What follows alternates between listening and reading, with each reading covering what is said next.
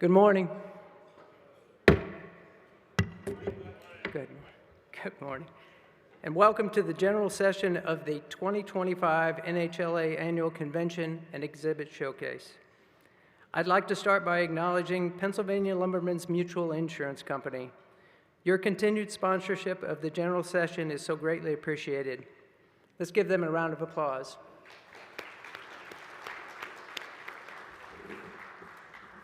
Today, we will be electing new board members and officers.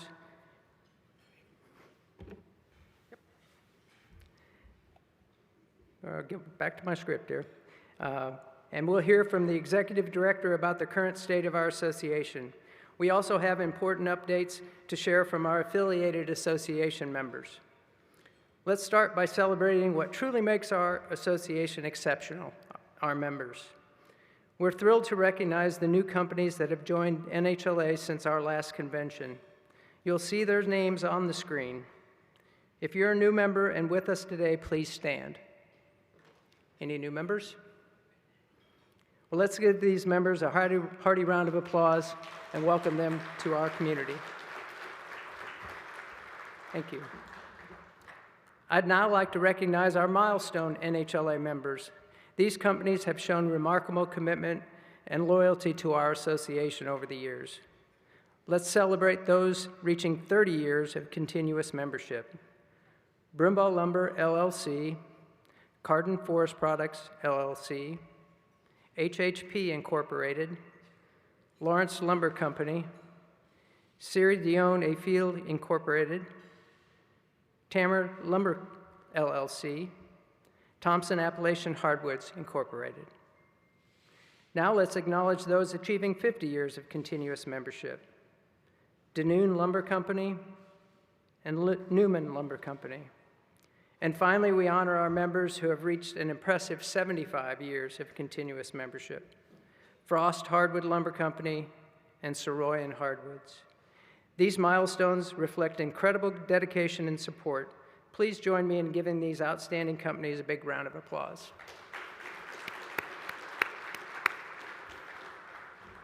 It takes not only dedication and loyalty of our member companies to make NHLA the leading association in the hardwood industry, but also the unwavering commitment of the volunteers who serve on the NHLA Board of Directors. These men and women generously contribute their time and talents and resources, some of whom you may know well, while others you may not. I'd like to acknowledge a few groups and ask that you please join me and recognize them as they stand. First, will all the past presidents now referred to as chairman of the NHLA please stand?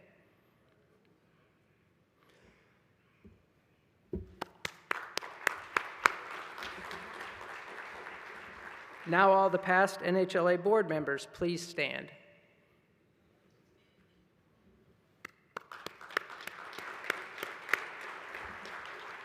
And finally, will the current board of directors please stand?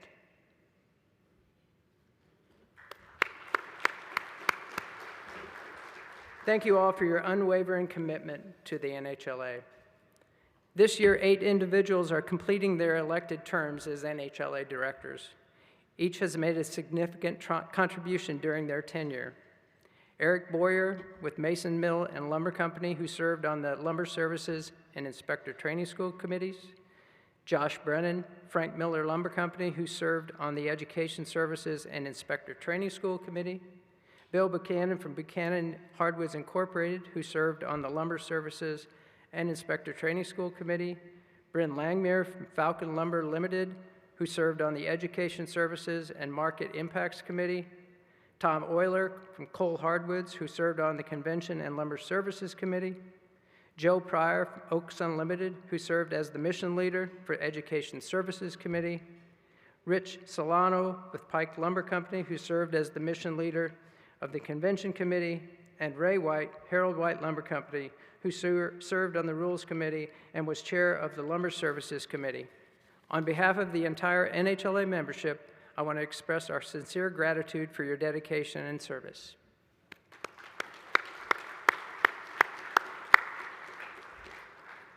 As we look to the future, I'd like to take a moment to recognize the hard work of our nominating committee. They put in tremendous effort to select the best candidates for the positions we need to fill. Leading this effort has been our past chairman, John Syre. At this time, I'd like to invite him to the podium.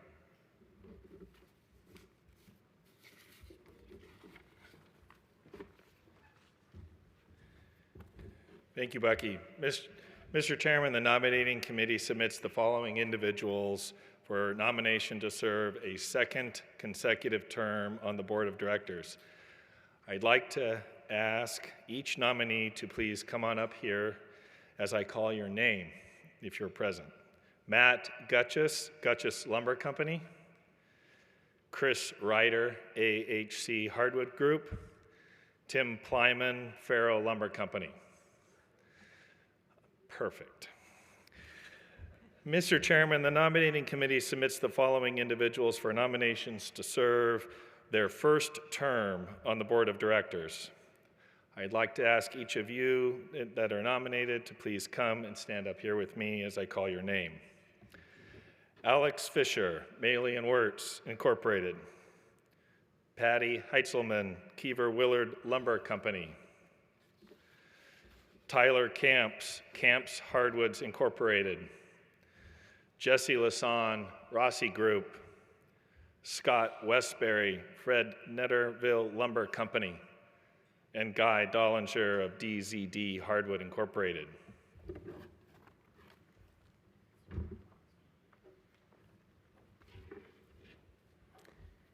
Thank you, John.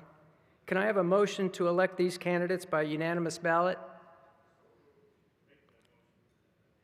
Could I have a second? All those in favor of the motion signify by stating aye. Opposed? The motion carries. For those of you serving your first term, will you please raise your right hand and repeat after me? I state your name. I, Alex Fisher, Do solemnly swear to uphold my duties as prescribed by the NHLA Constitution and bylaws as prescribed by the Constitution and bylaws to the best of my ability. to the best of my ability. Congratulations. Thank you for serving our industry and our association. Thanks, sir.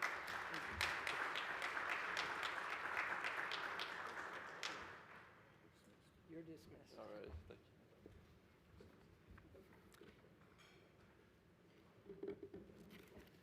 you. Dallin?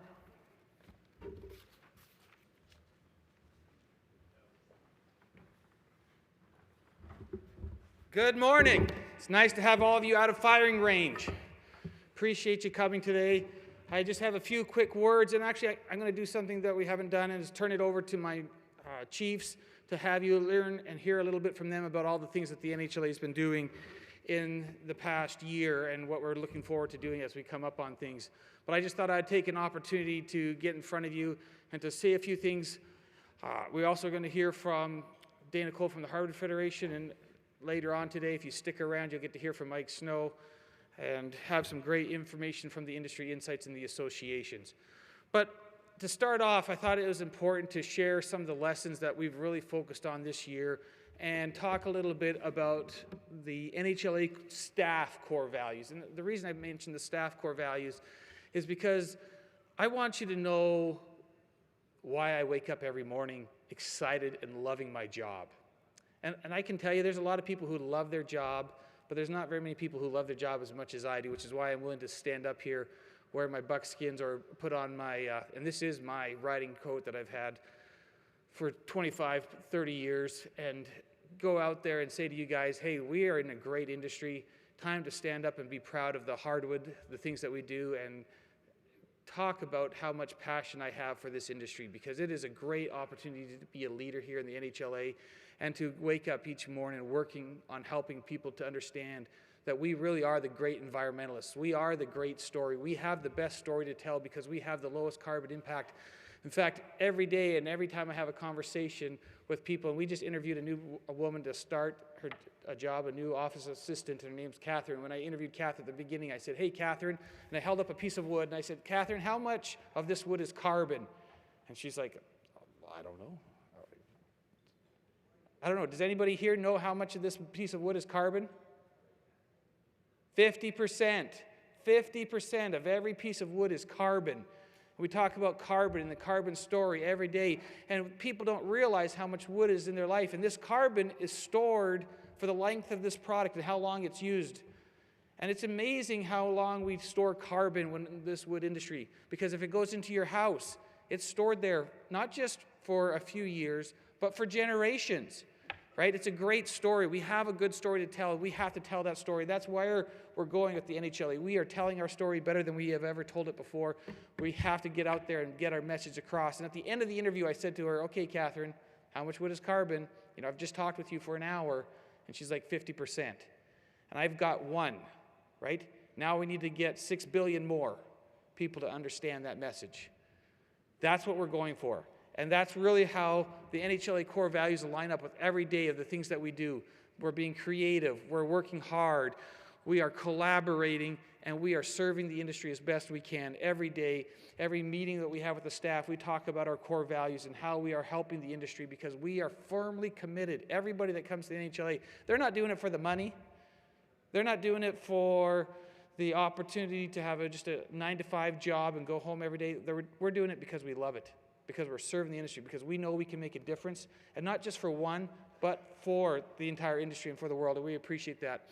Because our core focus that came about during the strategic planning session when I first came on board the NHLA is to grow and stabilize the hardwood industry, and we are continually working to that end on all aspects of the hardwood industry. We can't just sit there and do things in our own little world and in our own little box and sit there and think that things are going to get better, that the people outside of our box will start to pay attention to us and come to us and say, hey, solve our problems. We have to go out to them and we have to help them understand that we are the solution to their problems. We have to be a resource to them, and that's the NHLA goal. Our niche, what makes the NHLA so special is that we offer all the hardwood resources, everything but the wood, because you sell the wood, and we're here to support you producing and selling that wood. And that's our core focus and our niche, because that's important for you to understand what makes the NHLA separate from everybody else. Why do we exist, and what are we good at, and what do we do every day? And that's really what we're doing, is providing those hardwood resources to you, helping you run your businesses. If you haven't had a chance to stop and talk to all the NHLA staff and find out all the things we're doing, we have more programs. We have ways to help you, whether it's on the production side or whether it's on the sales side or the marketing side or just even the services side. You know, we have partnerships that we've created. Go over there and talk to those exhibitors about the partnerships and the things that we're doing to help and focus on that. The other key thing that we have, of course, is our foundation. The NHLA operates on this foundation of 6 key committees that we have to focus on every time. Information Services, which works with our promotion and advocacy, specifically with our different groups like the Hardwood Federation, AHEC and RAHC, our Inspector Training School and ITSEF Foundation, the Lumber Services group that does our inspection services, certifications, and rules, as well as quality control and yield analysis. And our Rules Committee, you know, it's important because it is a rules vote year. We have to make sure that we pay attention to our rules, and we don't just forget about how important it is to adapt and continue to change and work to progress on those things. I know there's been a lot of questions about the rules and things, and we had a great discussion about it yesterday, and I look forward to the vote and continually to update and work with our rules. Our membership and networking services are so critical. I'm glad to see everybody smiling out there, enjoying being together, right? We can have tough times in the industry, but when we get together, that networking opportunity is key. And I talked to someone, I said, did you have a good show? And he says, I sold some lumber. And I talked to somebody else, and they said, I sold something. And that's the aim, right? Is to be together, to network, and to build those relationships so that you can make those deals when you need to make them. It's important. And of course, our convention committee and all the hard work that they do to keep things going, to have these meetings and to get us together. And finally, our market impact / market development. And it's a new thing for the NHLA. It's something that hasn't been done in a long time, but it's something that's key. And a lot of people want to understand what that is. And the market developments and the market impacts is so critical to saying, hey, what can we do to create more markets? Things like structural hardwoods or going after thermal modification or things like that, because we have to adapt and we have to continually work to find new markets. The markets change all the time, and we have to be ready for those things. In order to do these missions, we've created some key partnerships. You know, the NHLA has worked with the U.S. Forest Service, and as of the end of July of this year, early August, we just signed our 3rd grant for $580,000 with the Forest Service to support the industry, to go out and to do both of our yield analyses, promotion efforts, and some life cycle work that the Forest Service is doing. The Forest Service is developing 6 tools to help track carbon and impacts and footprints and tell our story. And these tools need you to go in and sign up and enter your carbon data. And yes, that means doing things like telling into the system how much diesel you consume, but we can show how green we are as an industry. And if we don't show it, we have to fight the fact that they're talking about sustainable steel, right? They're taking over the terms that really belong to us as an industry, but you're seeing it all the time when you sit there and say, hey, this is green plastic because it's recycled, right? And we can't just let them take over the story of green and sustainability and good and low carbon footprint, because that is our story. That's our message, and we have to continually fight that and work with that. The Forest Products Laboratory is giving us funds, although we'll have to see when the shutdown ends, but we're working with them on red oak decking and R&D because we know we have to go after these markets. You know, yes, it's a traditional softwood market and a tropical species market, but that doesn't mean it can't be a hardwood market. In fact, we have plenty of hardwood that make great decking products. And so why would we just let that market go to somebody else? Why wouldn't we fight for that market? And that's what we have to do, is we have to stand up and we have to say, we're willing to fight for that market. We have states like West Virginia and Pennsylvania. I think they're hardwood states, wouldn't you? Wouldn't you agree that those are hardwood states? We have lots of hardwood states. You know what they mandate? They mandate every single guardrail post in their state is southern yellow pine. Why? Because nobody stood up to fight for it. Nobody stood up and said, hey, why?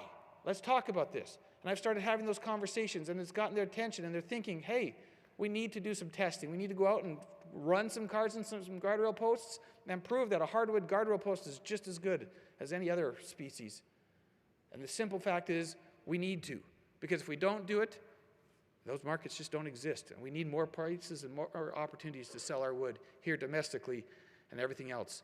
We're working with the endowment, and they just helped the Hardwood Federation fund some great research to look at the market, economic impacts and things like that in our industry. And we need to continue to work with them. I'm having monthly conversations with them as we look at funding, benchmarking studies and other things like that to talk about production and things like that.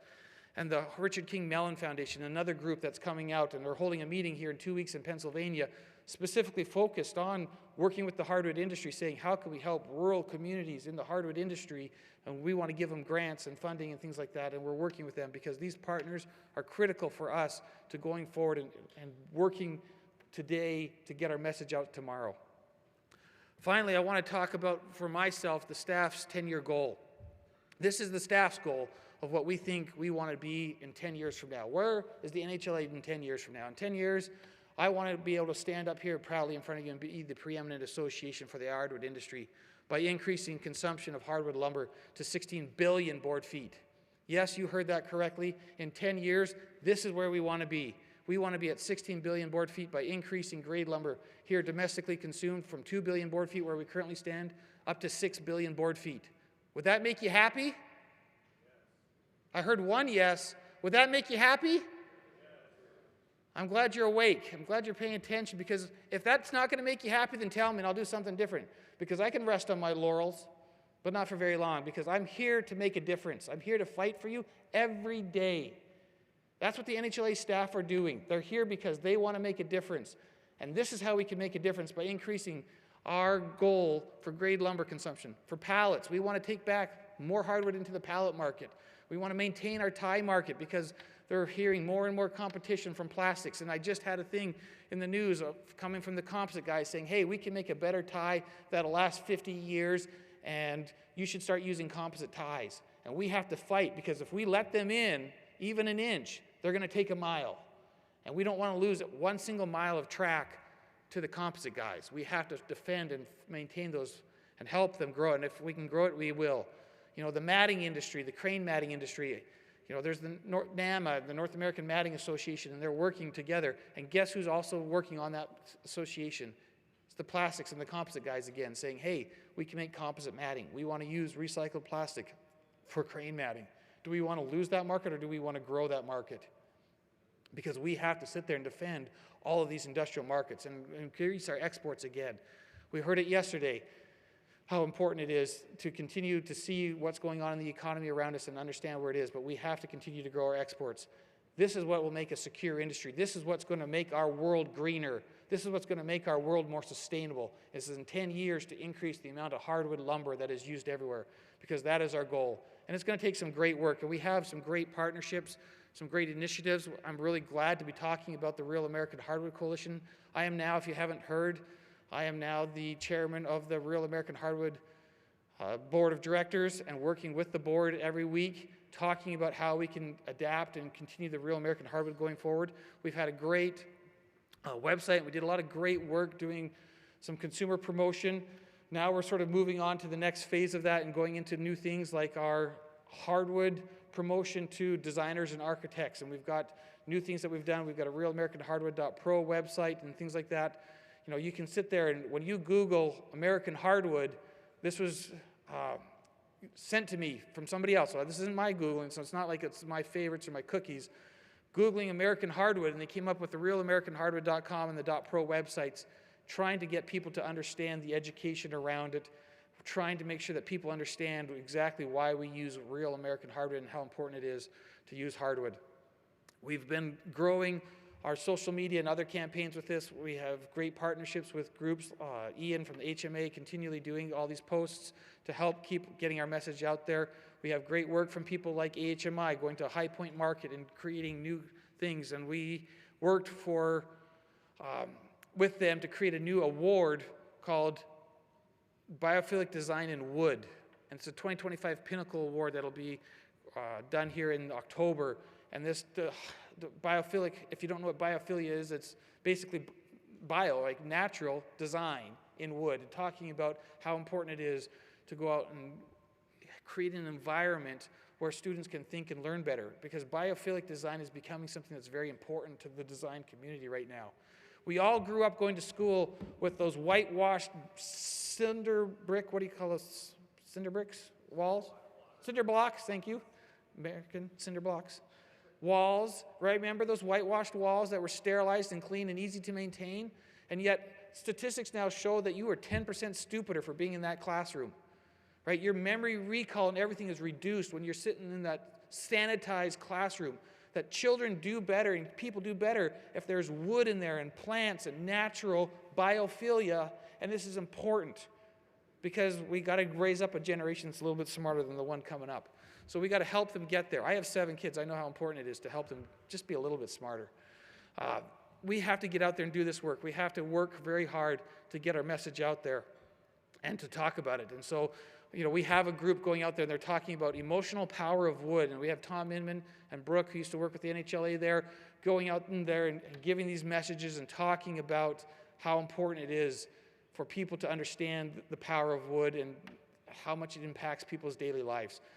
You know, when you walk into an office and you see wood, you feel better about the person behind that desk.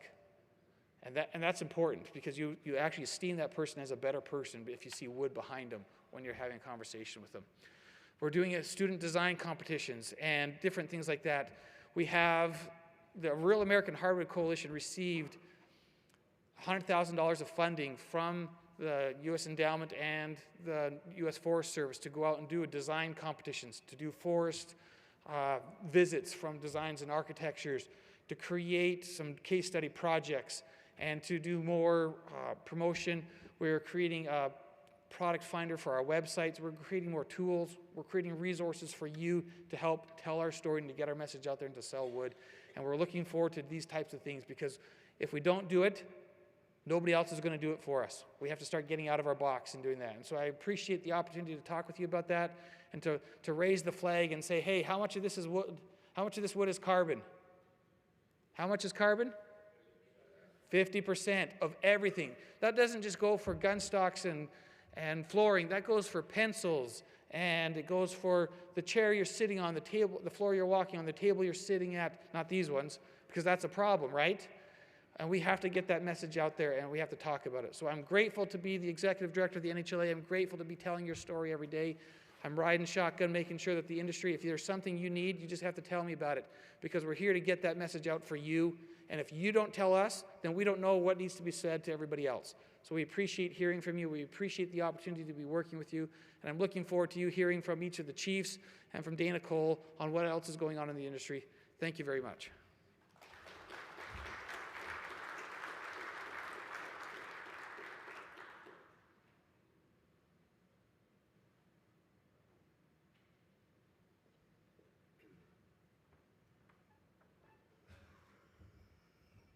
Good morning, everyone. That's it. I know I'm a little sleepy myself. Good morning, everyone. Thank you. I'm getting hard of hearing, too. One of the things I noticed when he brought these new board members up, I'm thinking, 15 years ago when I started here, I was the young guy, and now I'm looking at a couple of them. I remember when they went through school in Memphis. So I'm saying, it really added a few years on me just a few minutes ago, so that's good. So I'm going to talk a little bit about inspection services, what we've done over the last year, just to keep everybody updated. You know, we've started doing a lot of new things now. We've did yield analysis. People have heard about those. We're going out and helping companies to just realize some things that maybe they overlooked. And most people will tell you, if you get somebody that hasn't dealt with it, they come into your company and they're like, why you do it that way? And so I encourage everybody, hey, let's just ask that question. Why are we doing it that way? Is there a different way? So these guys right here are the #1 asset of NHLA, in my opinion. And of course, you know, I'm going to brag on my guys just for a bit, but you know, you got Tom Byers. I thought I saw him earlier sitting out here. You got Simon LaRoque, which covers all of Canada. Tom covers western, or PA in the north, actually. We got Benji Richards, covers pretty much the south and the southeast. You got Drew Snyder in Arkansas, covering the Midwest. And then we got Marty Westeen, he's also in the south, covers that. So these guys, they are learning every day, but more importantly, they're helping teach every day. And we do lumber inspection training all over. We do fill-in inspection, but we also are working with production lines and yield analysis for sawmills. We're working on a program for yield analysis of yards. We can do quality control at all those areas right now. So we've been doing a lot of that. If you see these guys around, and we're over here in, is that conference room they call it, 5? So if you get a chance to stop by and see those guys later today, we'd appreciate it. And you can get a free rules book, but just know that our rules book's also on an app too, so you can get it that way. So here's a couple of things we've been doing.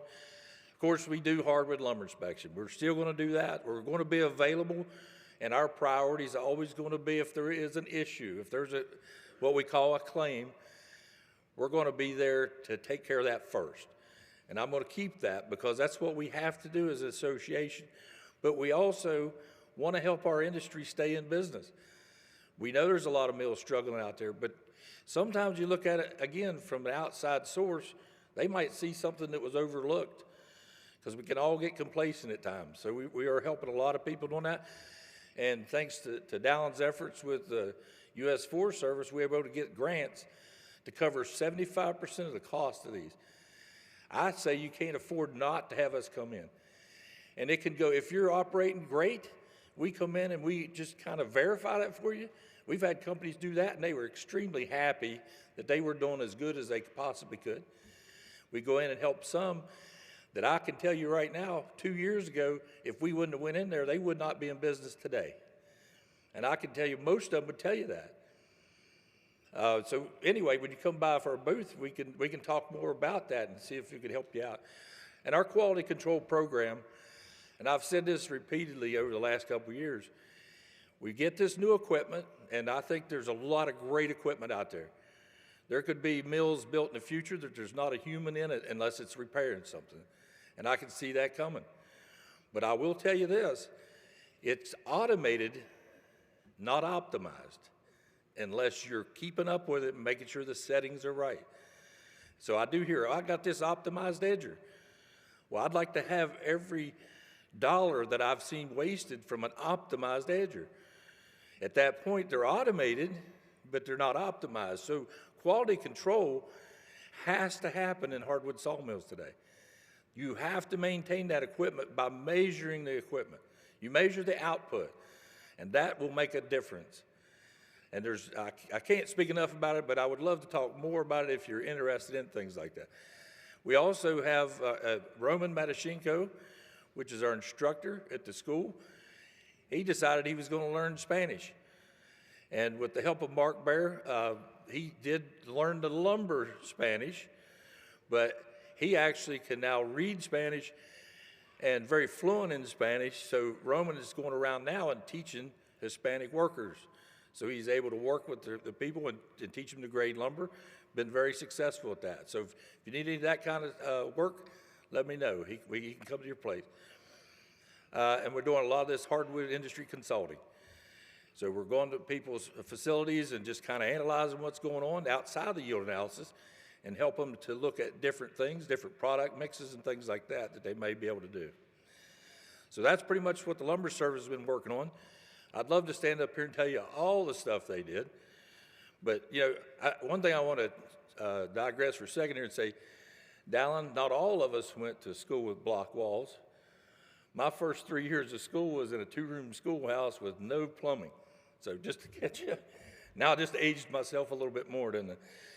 So the other thing that we've started since our strategic plan is the market impacts, which I think, well, when he first started, I'm like, well, what in the world are we going to do about that? Then I realized that's where we needed to be years ago. We need to keep expanding our markets. We need to do what we can for our industry. So some of you probably met Sailesh. Sailesh is heading up a lot of these new things we're doing, like thermal modified wood. We hired him back in, was it April this year? And so we can officially say we have a doctor on staff. And the guy's brilliant. He's doing a lot of good work for us. The only thing I've asked him to do is when you write up your papers, let's keep them under 20 pages.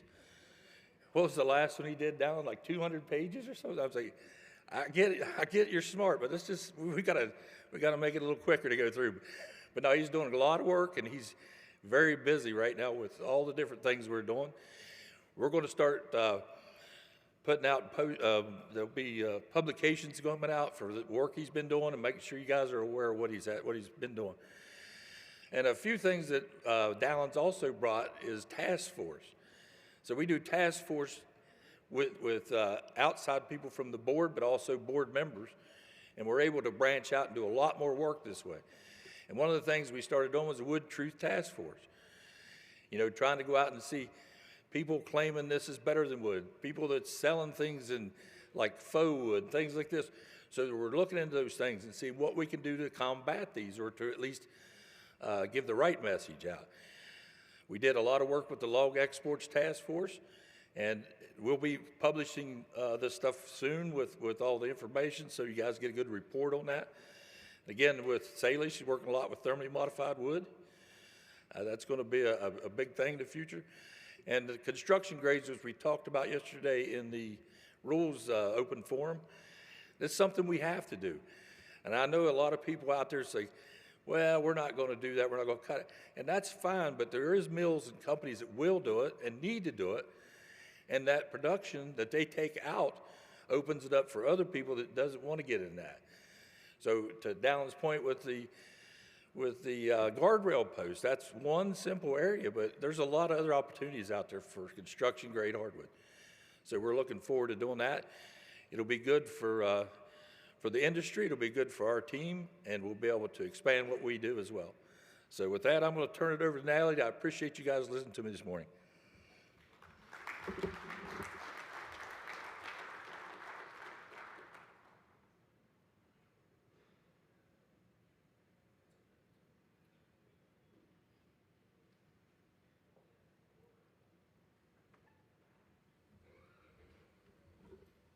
All right, good morning, everybody. Thank you for being here. I wanted to just give a little update about what we're doing in the marketing department, and I also have a couple kind of fun videos to share.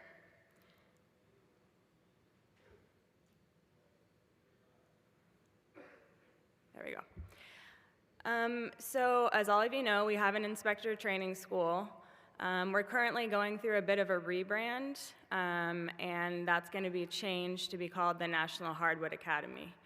I do want to make it clear that ITS is not going away. It's not being replaced by anything. This is kind of a new branding initiative we're doing to hopefully be able to recruit students from other ways.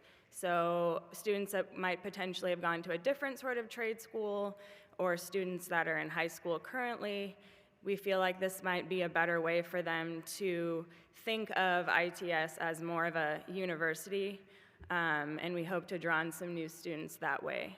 So going forward, we're gonna have a lot of the same courses that we've been having for years and years. our 8-week course, as well as the ITS hybrid course that we have now. Short courses like kiln drying, we're having a new bandsaw filing class, and then we're gonna be doing some on-demand learning.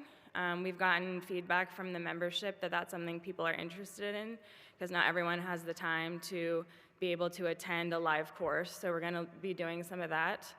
We're gonna keep going with our webinars, and then we're also looking into new topics. So some feedback from the membership we've received are topics like AI grading, management, and other things. So we're definitely looking into expanding the types of educational opportunities that NHLA can offer. And now I want to show you a little video, kind of a promotional video for the new National Hardwood Academy.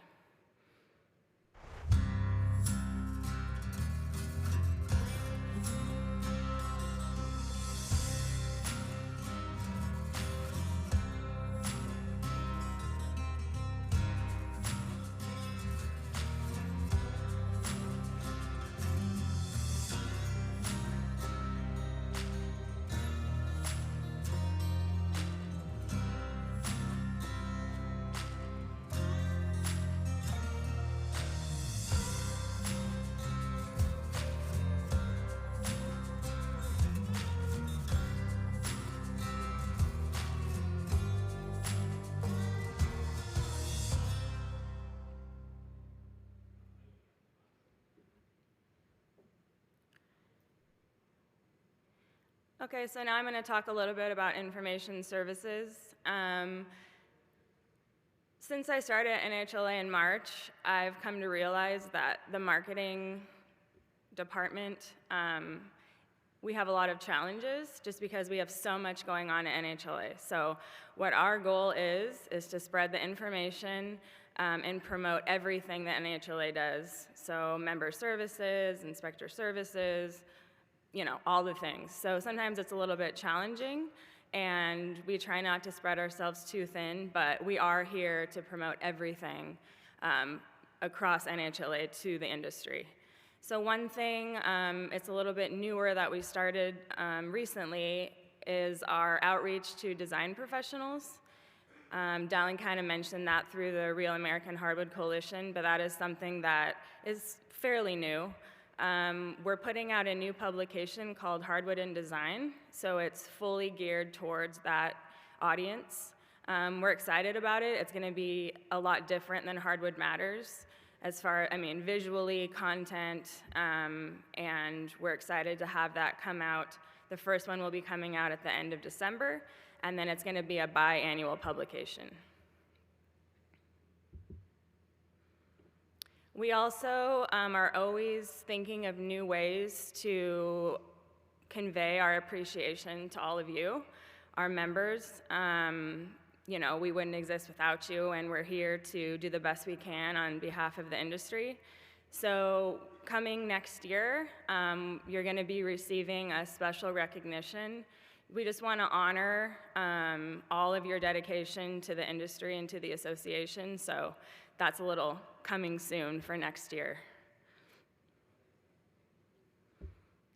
A few other things that are in the works is our community platform. So this will be a way for all of you to interact, engage, discuss different things.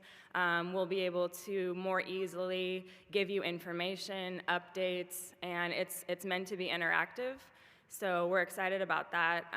We'll be launching that by the end of the year. And then we've also completely redesigned the website.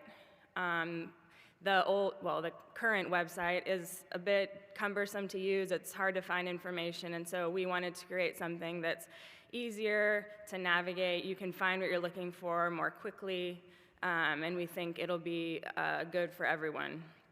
So I also have a little video for that.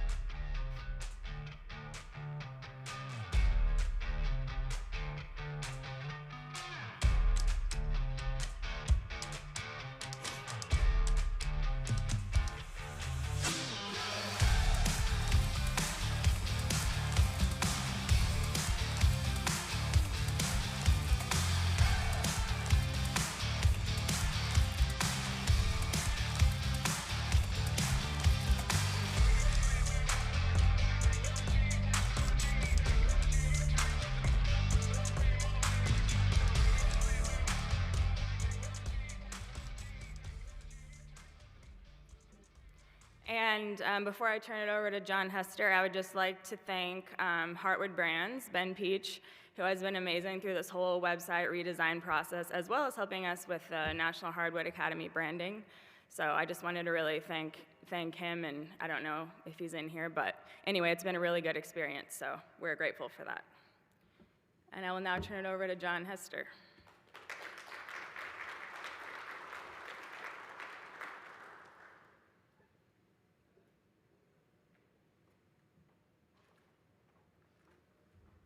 So Bucky mentioned yesterday that he does not like public speaking. I can say I don't like public speaking either, Bucky.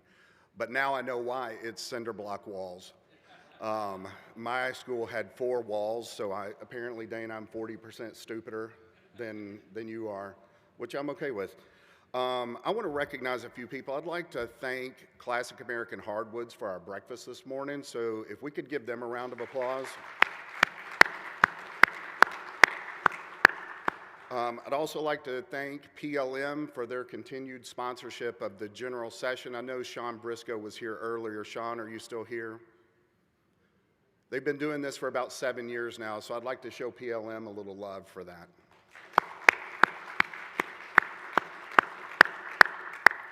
Also want to recognize somebody, Ashley Johnson.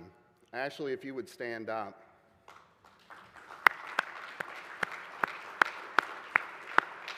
So Ashley is our new convention and events director, and she is following in some footsteps of someone who had been here for 17 years, and she's done a fantastic job. So thank you very much, Ashley. So really what I want to get to, which button is it? The big button. Is our convention next year in Cleveland. We were in Cleveland about 3 years ago, tremendously successful. We're looking forward to being back there. San Antonio has been fantastic, but we're looking forward to being back there. If you are an exhibitor, you can reserve your booth while you are here. It is wide open. We want you to do that now. We're going to start things a lot earlier this year. We expect to open registration January 1st. Is that right, Ashley? So we're going to start everything a little bit early. There was something else I wanted to say. What was it? Give me a second. Reserve your booth now. Oh, you can do that at the registration desk. I want to encourage you all, please go into the exhibit hall today during exhibit hours. These exhibitors pay a lot of money for just the opportunity to have a good conversation with you. And so if you would do that, go in there, find a new supplier, meet with one of your old suppliers, have a conversation with them, and thank them for being here. And that's all I have, but it is my honor to introduce Dana Cole, the Executive Director of the Hardwood Federation. And Dana is going to tell us how she is going to solve all of the problems that are going on in DC right now. And so welcome Dana to the stage.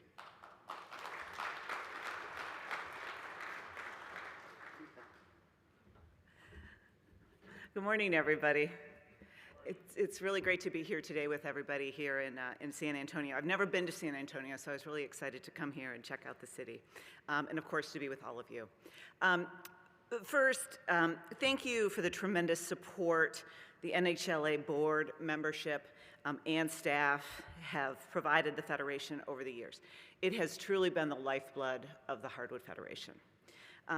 This includes significant financial support, as well as leadership on our boards of directors, and of course staff partnerships, which are incredibly valuable to us. Today we have 4 NHLA board members on our board of directors.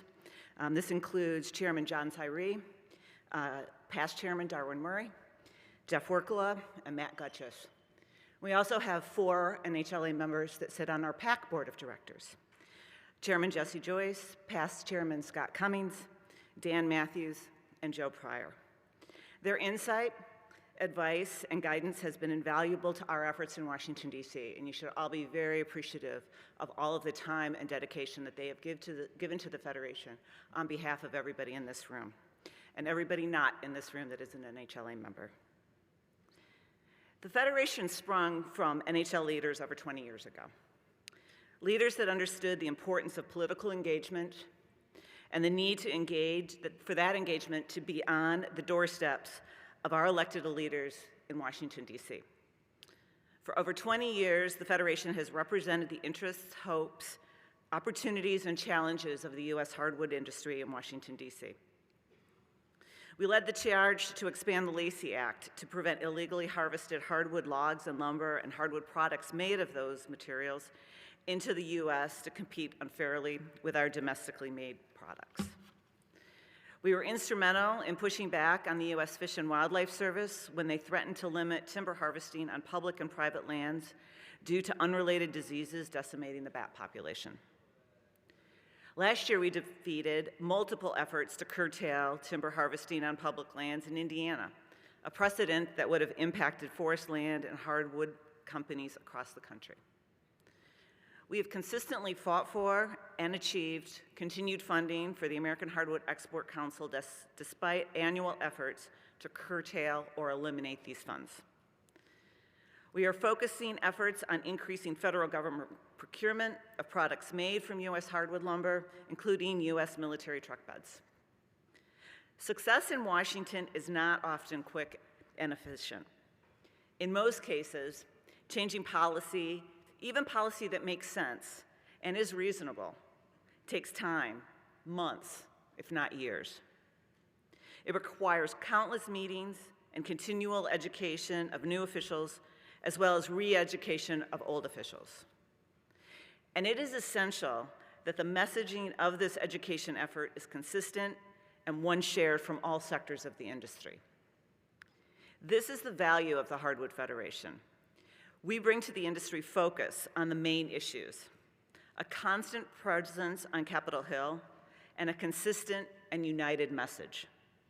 I cannot emphasize enough how fractured, uneven messaging confuses those we hope will act for the good of the industry. If clear direction on what will help isn't presented, it is more than likely steps will be taken on initiatives that won't help.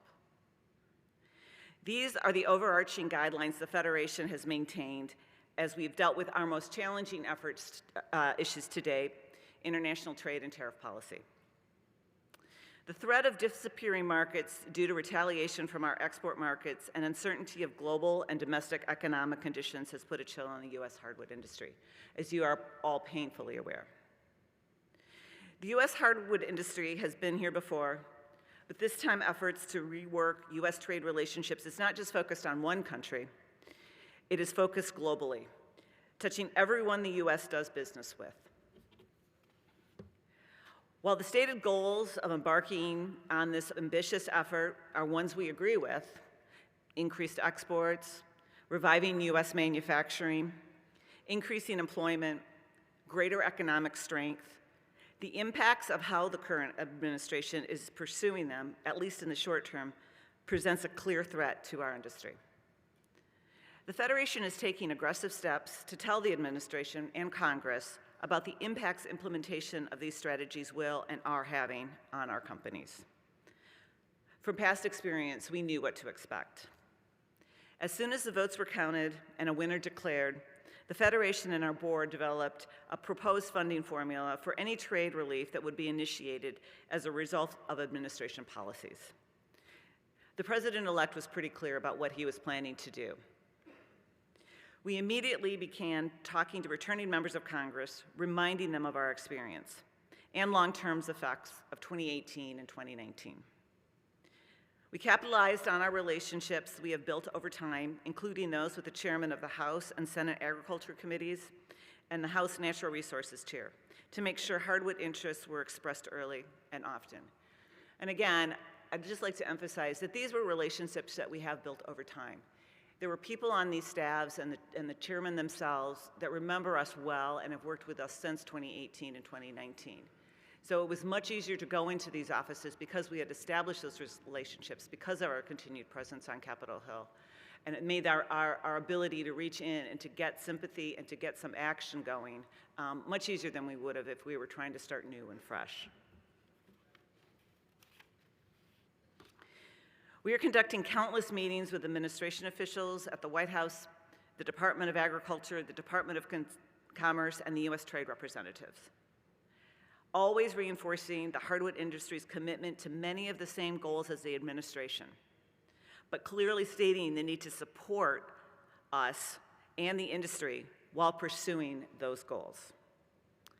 To bring added resources to our effort, board and industry leaders have arranged for special fund dollars to allow the Federation to bring on some additional consulting assistance, increasing our ability to reach out and develop compelling materials.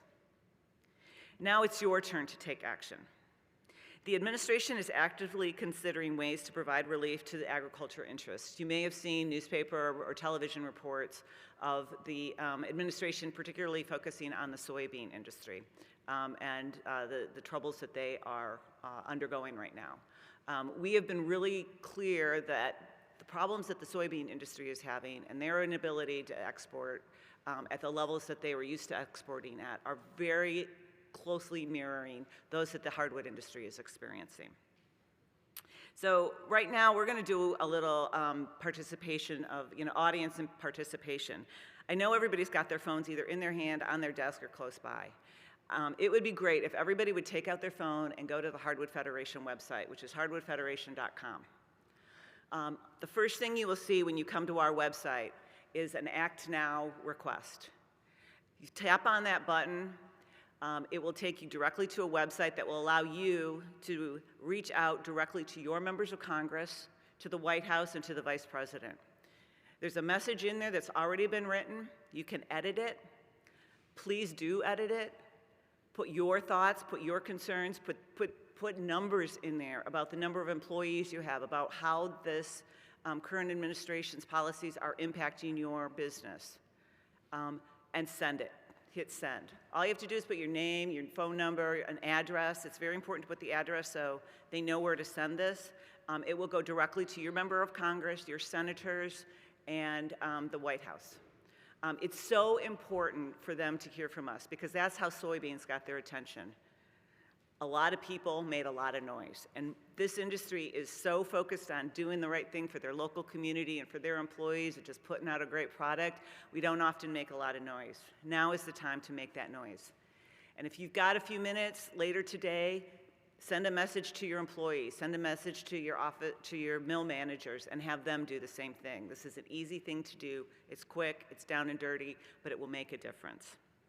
For those of you on social media, if you have an X account, a Truth Social account, Facebook, I don't care what it is, do the same thing. Get out there and send those messages, tell your story, let the administration know, because I will tell you they are following all of those outlets to see who's raising hell at this very moment.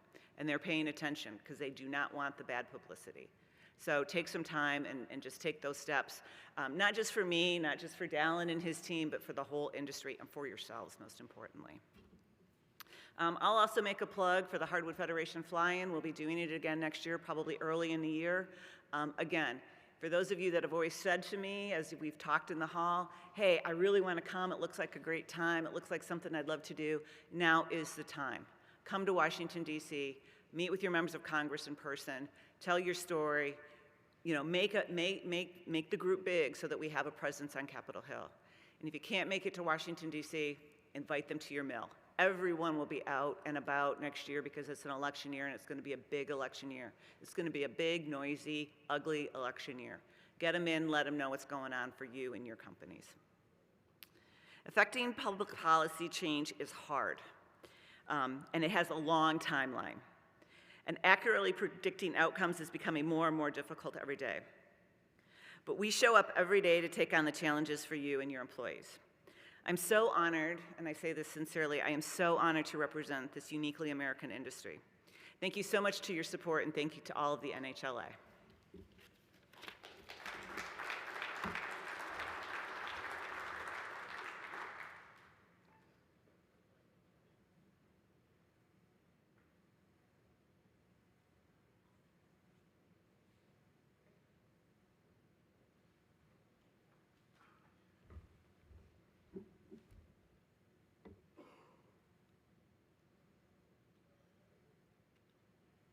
About that. All right. Thank you all for attending this morning. Before we wrap up, we would like to present the awards for the winners of Wednesday's ITSEF Golf Tournament. Bruce, if you could come to the stage.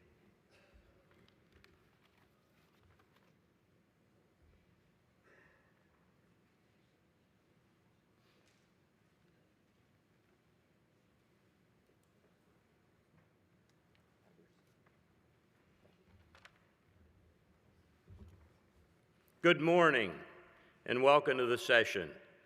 Before I give out the prizes that a few people are waiting for,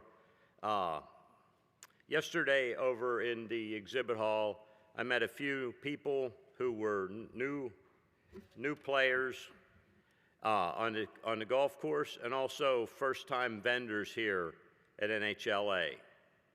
And I want to thank everyone, but I just wanted to go over, and some of you are going to say I knew all this, but I just wanted to go over a little bit about what ITSEF is and what it does, where the dollars that we make from this tournament go.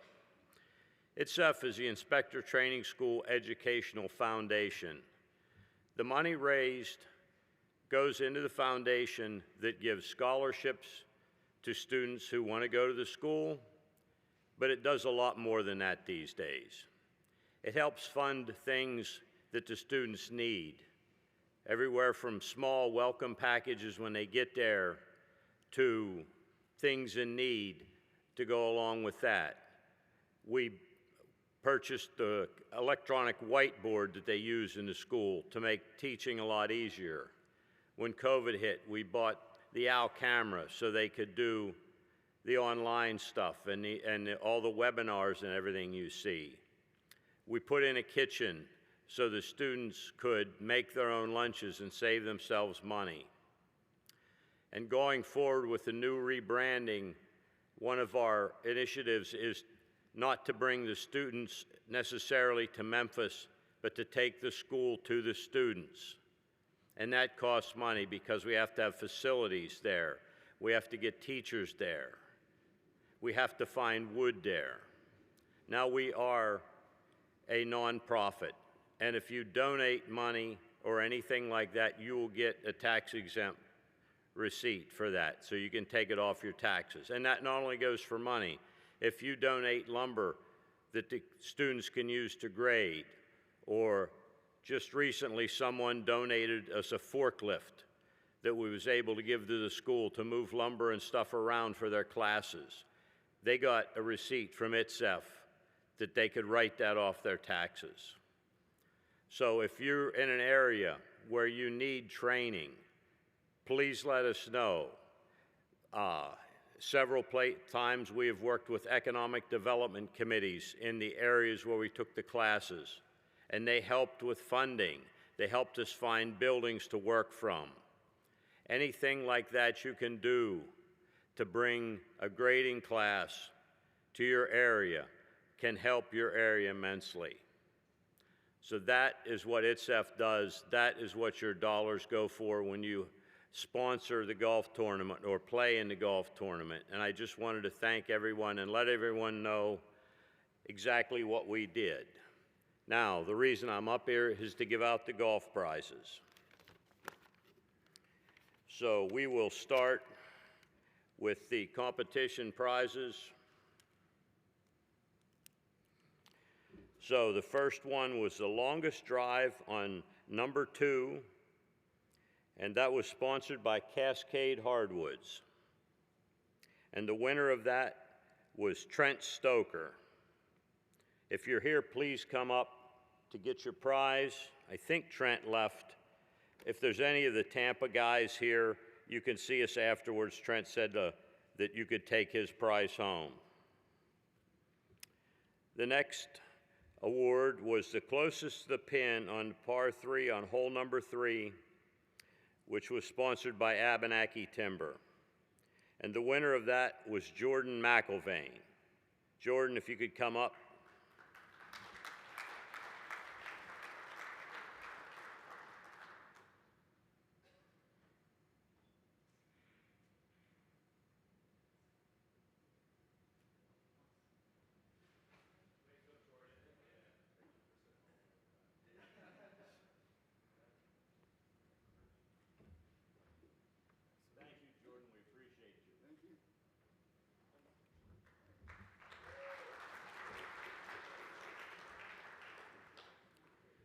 The next prize was closest to the pin on the par 3 at hole number 8, and this was sponsored by the ITSEF committee. And the winner of that prize is Joe Pryor. Joe, if you could come up, please.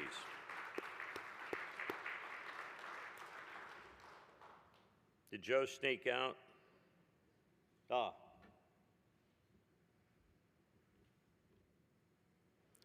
Okay, we'll get that to Joe.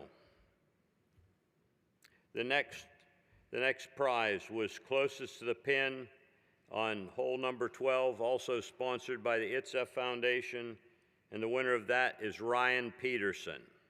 Is Ryan here?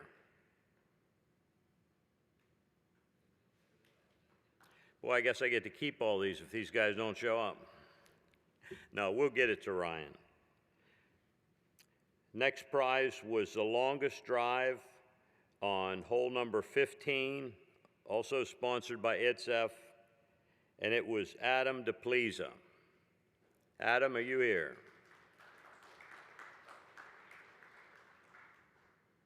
Well, we got a lot of people to hunt down. The next prize was closest to the pin on hole number 16, and it was sponsored by ITSEF, and that winner was Daniel Tapkin. Come on up, Daniel.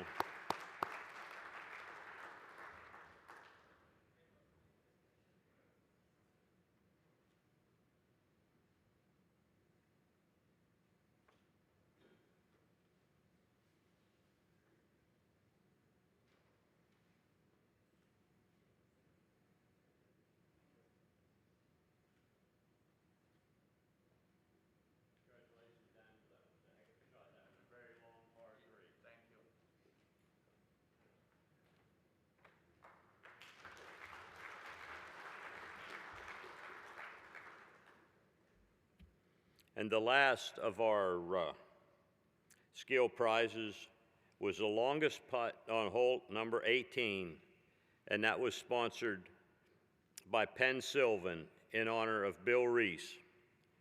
And the winner was Lloyd Lovett.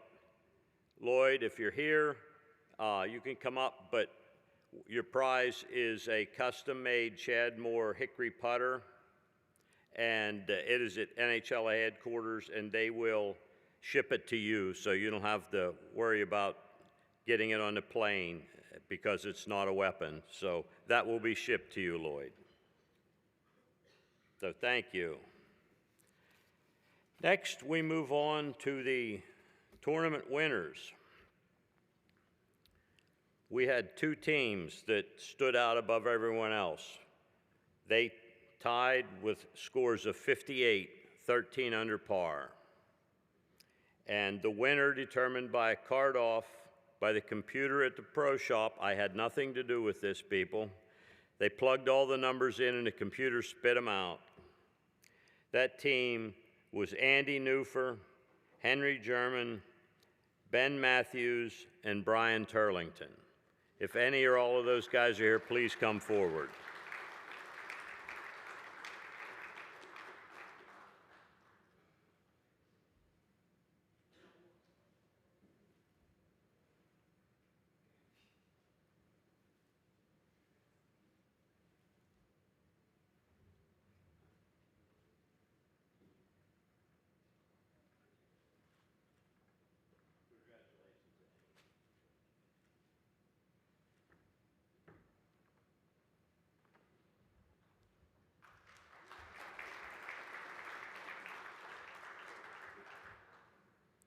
The team that lost a card off but still had a great round, if any or all of those guys are here, please come forward. Adam DePleza, Matt Teets, Chris Griffin, and Brian Conklin. Congratulations, gentlemen.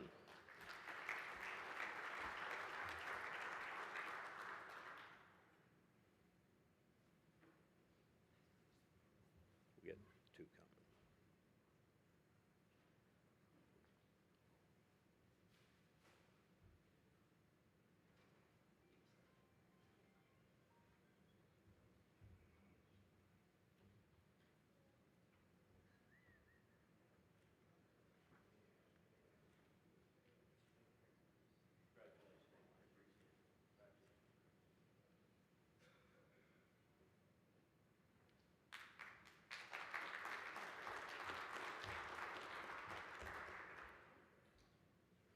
So that's all our prizes. I would just like to thank a few people.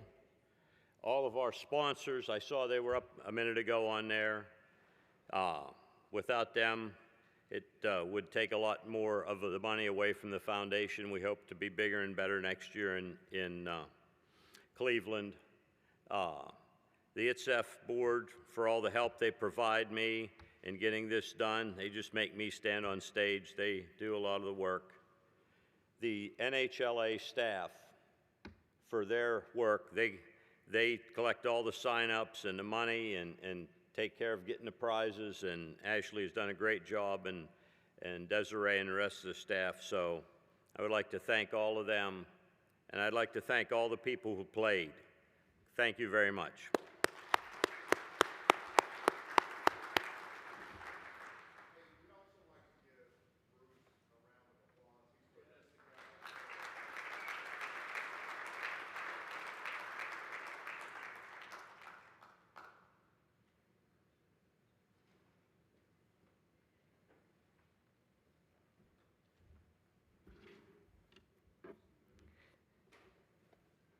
Well, we have a big day ahead with educational sessions including the International Hardwood Outlook presentation by AHEC and our grand prize giveaways in the exhibit showcase at 3 p.m. Remember, you must be present to win. I look forward to seeing you at the grand farewell finale this evening.